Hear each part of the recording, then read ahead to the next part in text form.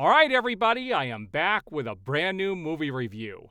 And today I am reviewing The Accountant 2, which is 9 years in the making. Yes, the original did get released 9 years ago.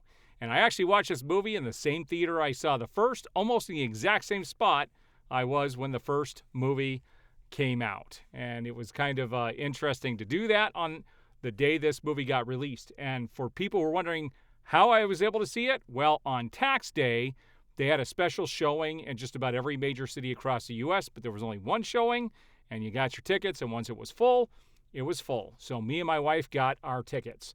Now, I do have to complain about ticket prices because the last time I used this theater, I think tickets were around $15. They have now jumped up to a whopping $18, a $3 jump just within months, which is freaking crazy. Ticket prices are on the rise. I think it's a little ridiculous that we had to spend $40 to go see one movie. That is before drinks and snacks. So it's getting crazy out there. These studios are really forcing these theaters to up prices so they can make a bigger profit. So you always have to go based off of current ticket prices when you are comparing to old films so that you get a good gauge on how well it actually did. Now, the good news about this movie is it was directed by Gavin O'Connor. He did the original. We also have the original writer coming back, Bill W. He is the original writer as well. This movie stars Ben Affleck. He is back as our favorite accountant. You have Jon Bernthal, who is also back playing his brother. And you have Cynthia Day Robinson back as the girl who was working with the FBI or the CIA along with what's his name's character, J.K. Simmons. So J.K. Simmons is also back. So we pretty much have the original crew. The only one that didn't come back was the girl he was working with in the first film, Anna Kendrick. She is not back for this movie, but everybody else is. And let's talk about what I really liked about this film. Now, I will tell you first off that my wife liked this movie more than I did. She loved it just as much, if not more, than the first film. And we both loved the first film. We watched this again just a few weeks ago in preparation for going to see this movie. And let's talk about this. So, first of all, I love the fact that you have the original people coming back, the original crew.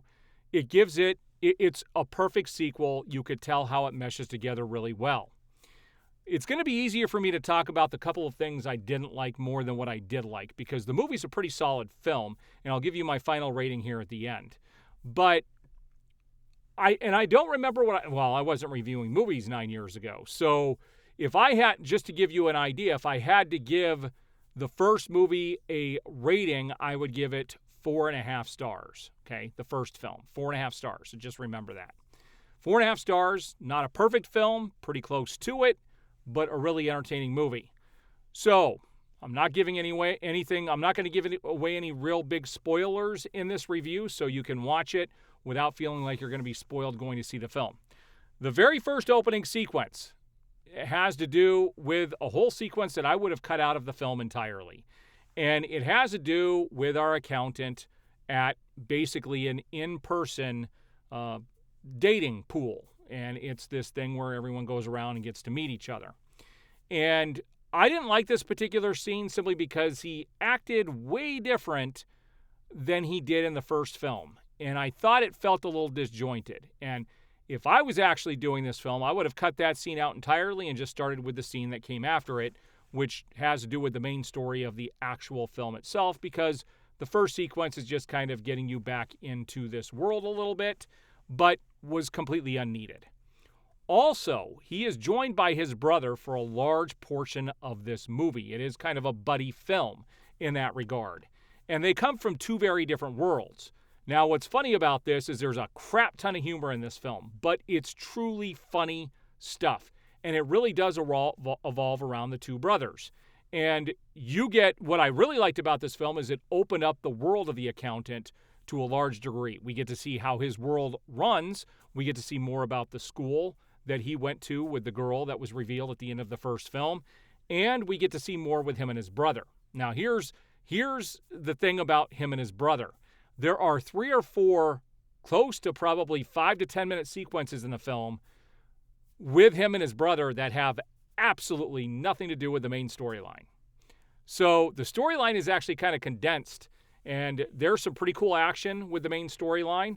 But when it comes to him and his brother, the 2 scenes that I can particularly remember is one with them talking to each other on the top of his RV, and then the other sequence, the big one, would be him in a bar. Now, I really enjoyed both of these scenes, and my wife loved them.